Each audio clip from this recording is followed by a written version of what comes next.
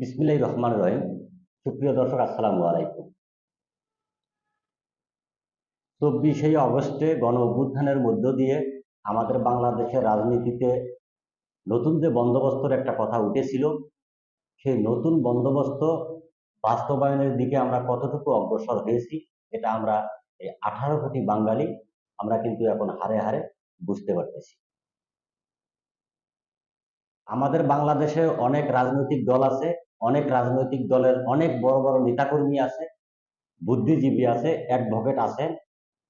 তারা রাজনৈতিক বক্তৃতা দিতে গেলে বড় বড় কথা বলেন। আসলে এই দেশকে পরিবর্তন করতে গেলে ওই সব রাজনৈতিক নেতাদেরকেই আগে পরিবর্তন হতে হবে।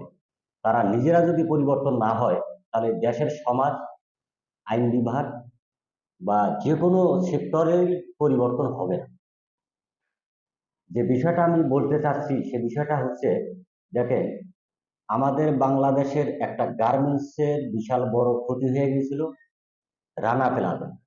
এই রানা প্লাজায় আমাদের সাধারণ গার্মেন্টস শ্রমিক মারা গিয়েছিলেন 1336 জন। সেই রানা প্লাজার মালিক উনি আসামি হয়েছিলেন।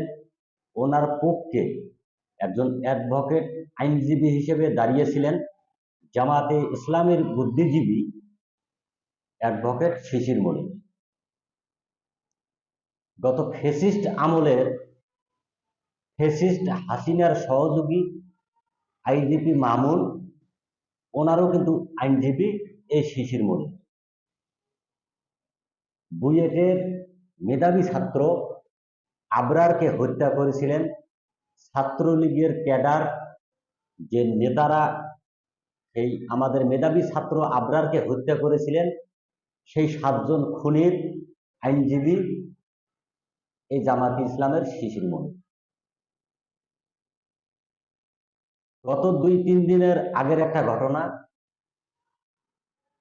8 দিন হাসপাতাল, তাদের অব্যবস্থাপনার কারণে 6 জন শিশু মারা যান।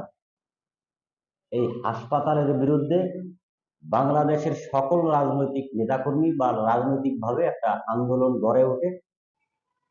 সরকার তাৎক্ষণিক একটা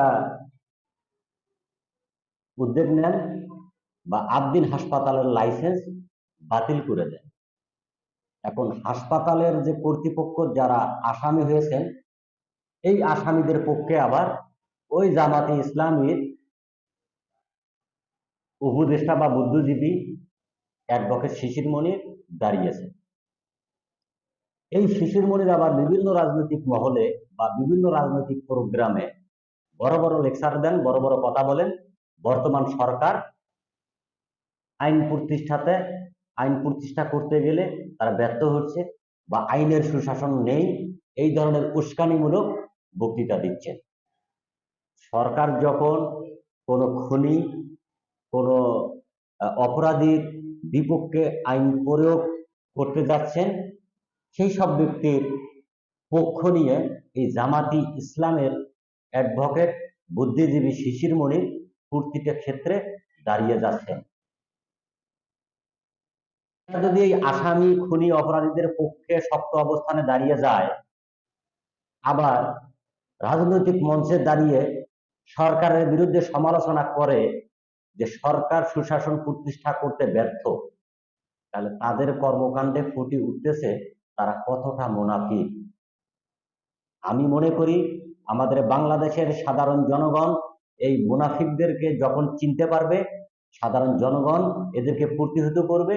আমরা যদি মুনাফিক চিহ্নিত করে প্রতিহত করতে পারি, তবেই আমাদের এই বাংলার বুকে আইনের সুশাসন প্রতিষ্ঠিত হবে। এই মুনাফিকদেরকে বয়কট করুন। এই মুনাফিকদেরকে চিরতরে নিশ্চিহ্ন করার জন্য এদের বিরুদ্ধে রাজনৈতিকভাবে প্রতিহত করার চেষ্টা করুন। ভালো থাকবেন। আসসালামু আলাইকুম।